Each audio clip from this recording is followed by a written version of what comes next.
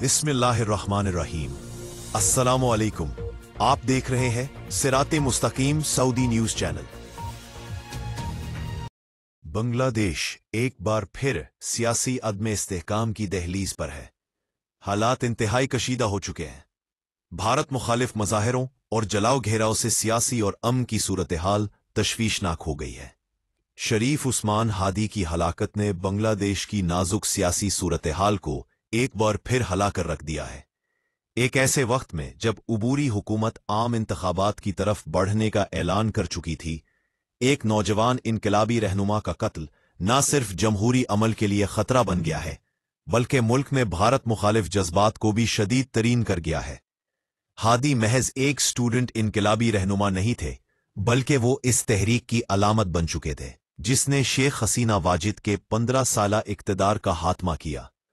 उस्मान हादी जुलाई में हसीना वाजिद हुकूमत का तख्ता उलटने वाली तलबा तहरीक के अहम रहनुमा थे और तलबा रहनुमाओं के कायम करदा सियासी प्लेटफॉर्म इनकिलाब मंशा के तर्जुमान भी थे।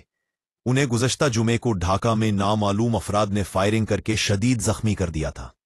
तफसीलात के मुताबिक शरीफ हादी उस्मान को गुज़श्ता हफ्ते ढाका में इस वक्त निशाना बनाया गया था जब वो एक मस्जिद से बाहर निकल रहे थे। चेहरे पर निकाब चढ़ाए हुए नामालूम हमलावरों ने उन पर गोली चलाई थी। उस्मान हादी को फौरी तौर पर अस्पताल मुंतकिल किया गया, जहां उनका ऑपरेशन किया गया। ताहम उन्हें मजीद इलाज के लिए हफ्ते के रोज सिंगापुर मुंतकिल किया गया था, जहां वो दौरान इलाज इंतकाल कर गए हैं। तफ्तीशी हुक्काम का कहना है कि उस्मान हादी पर हमला करने वाले मुश्तबा अफराद भारत की सरहद से गैर कानूनी तौर पर दाखिल हुए थे और भारत ही फरार हो गए। बांग्लादेशी हुक्काम का कहना है कि मुश्तबा कातिल की शनाख्त फैसल करीम मसूद के नाम से की गई है, जबकि मोटरसाइकिल चलाने वाले की शनाख्त आलमगीर शेख के नाम से हुई। वाक़े में 14 अफराद को गिरफ्तार किया जा चुका है, जिनसे तफ्तीश की जा रही है। गिरफ्तार अफराद में फैसल के वालिद हमायूं कबीर, मां हासी बेगम, बीवी शाहदा परवीन समिया और उसका भाई वाहिद अहमद सेपो शामिल है। उबूरी हुकूमत ने शरीफ उस्मान हादी की हलाकत के बाद एक रोजा सोग का ऐलान भी किया है। हादी ने ऐलान कर रखा था कि उन्हें अवामी लीग के हामियों की जानिब से धमकियां मिल रही थीं और उन्होंने इस बारे में सोशल मीडिया पर भी लिखा था।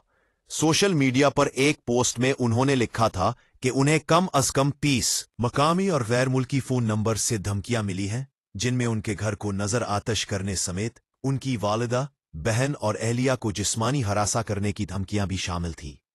बांग्लादेश में आम इंतखाबात के ऐलान के फौरी बाद ही उन पर होने वाले हमले ने बहुत से सवालात को भी जन्म दिया है। उनकी हलाकत को अवाम एक सियासी कत्ल के तौर पर देख रहे हैं, जिसका मकसद इंतखाबात को सबूताश करना और अवामी बेदारी को दबाना बताया जा रहा है। एहतजाज के दौरान मुजाहिरीन ने उस्मान हादी के हक में नारे लगाए और इंसाफ की फरामी तक एहतजाज जारी रखने का ऐलान किया। राजशाही में मुजाहिरों के पेश नजर मुख्तलिफ इलाकों में सिक्योरिटी सख्त कर दी। ढाका, राजशाही और दीगर शहरों में पुरतशद्दुद मुजाहिरे, मीडिया दफातर को नजर आतश करना और अवामी लीग से मुंसलिक अमारतों को निशाना बनाना इस बात की निशानदही करता है कि अवाम का रियासती अदारों पर एतमाद कमजोर हो चुका है। हमलावरों के भारत फरार होने के दावों ने बांग्लादेश और भारत के ताल्लुकात को भी एक नए तनाव में धकेल दिया, जबकि भारत मुखालिफ नारे खित्ते के अमन के लिए तशवीशनाक इशारा है। नोबल इनाम याफ्ता डॉक्टर मोहम्मद यूनस की क़यादत में उबूरी हुकूमत के लिए ये एक इम्तिहान की घड़ी है। या तो वो शफ़ाफ तहकीकात के जरिए एतमाद बहाल करें, वरना दूसरी सूरत में ये वाक़या मुल्क को एक नए सियासी तसादुम की तरफ धकेल सकता है। बांग्लादेश में अवामी बेदारी में इजाफा हो रहा है। शरीफ उस्मान हादी की हलाकत ने अवाम, खुसूसन नौजवानों में सियासी शऊर को मजीद मजबूत कर दिया है।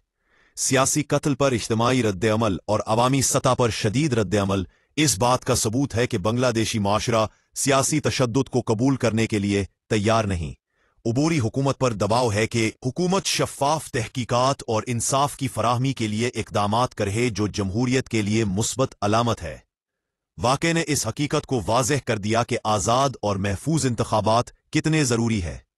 इनकलाब मंशा जैसी तहरीकें मज़ीद मुनज़्ज़म हो सकती हैं, जो मुस्तक़बिल की सियासत पर असरअंदाज होंगी। सियासी अदम इस्तेहकाम में इजाफा, पुरतशद्दुद मुज़ाहिरे मुल्क को खाना जंगी जैसे हालात की तरफ धकेल सकते हैं। شریف عثمان ہادی کی ہلاکت بنگلہ دیش کے لیے محض ایک فرد کا قتل نہیں بلکہ یہ جمہوری مستقبل، سیاسی شفافیت اور ریاستی خود مختاری کا امتحان ہے۔ اگر عبوری حکومت بروقت، شفاف اور غیر جانبدار تحقیقات کے ذریعے انصاف فراہم کرنے میں کامیاب ہو جاتی ہے تو یہ بحران ایک نئے جمہوری دور کی بنیاد بن سکتا ہے۔ بصورت دیگر یہ واقعہ بنگلہ دیش کو ایک اور طویل سیاسی انتشار میں دھکیل سکتا ہے۔